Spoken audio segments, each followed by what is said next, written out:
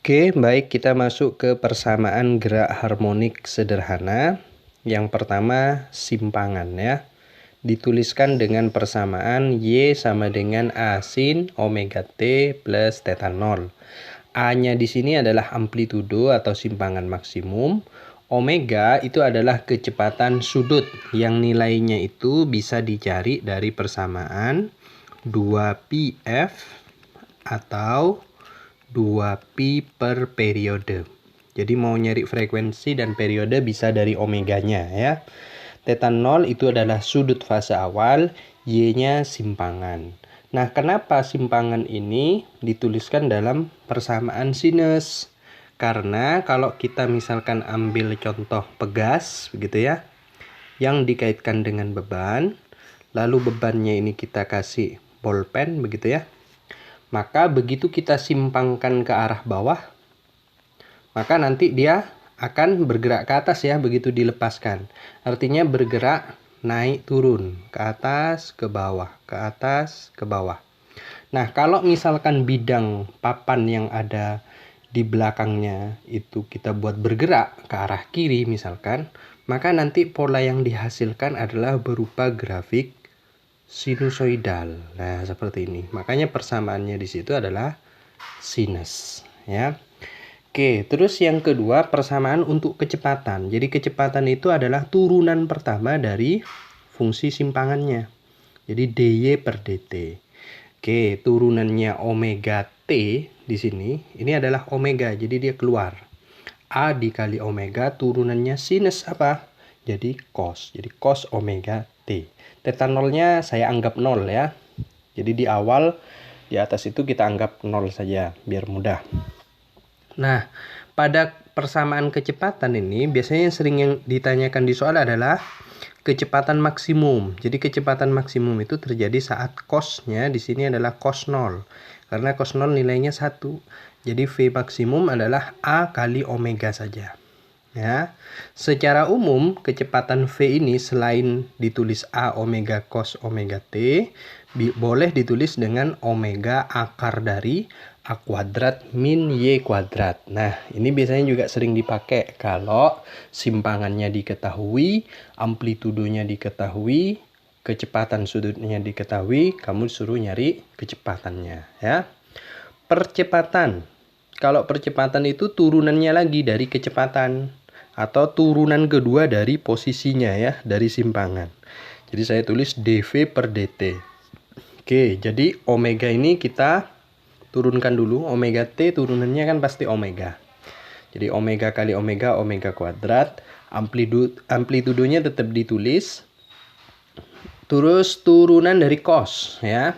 Turunan dari cos itu minus sin omega t. Kemudian mencari percepatan maksimum, cukup ambil bagian depannya saja. Minus A dikali omega ya. Karena nilai tertinggi terjadi saat sinusnya 90 ya, sin 91 nilainya. Terus periode dan frekuensi dari gerak harmonis sederhana. Contoh di sini pegas dan bandul. Nah, perhatikan persamaan ini ya. Pada pegas, nilai periodenya dituliskan dengan 2pi akar M per K. Coba lihat di sini, dia berbanding lurus dengan massa, tetapi berbanding terbalik dengan konstanta pegas.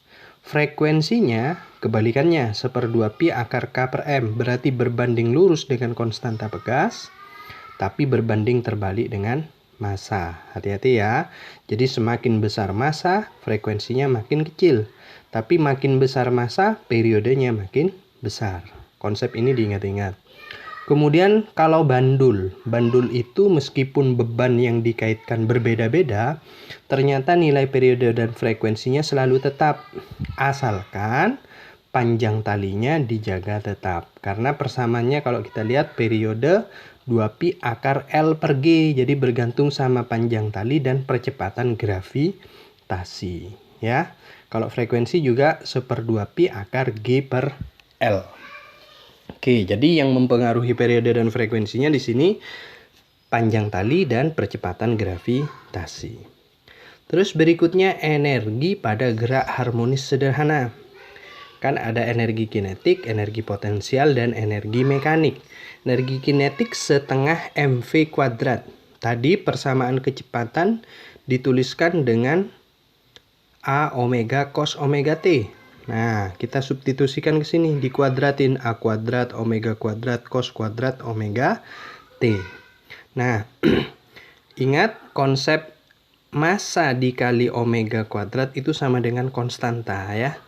Jadi boleh ditulis setengah K dikali A kuadrat cos kuadrat omega T. Energi potensial pegas, hati-hati ya, bukan energi potensial gravitasi, kita tuliskan dengan setengah KY kuadrat. Berarti setengah K, nah persamaan simpangan tadi kan A sin omega T gitu ya.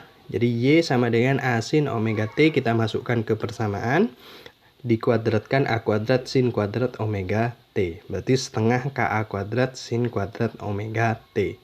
Energi mekanik berarti energi potensial ditambah energi kinetik. Coba lihat persamaan ini. Sama-sama punya setengah KA kuadrat, kita keluarkan.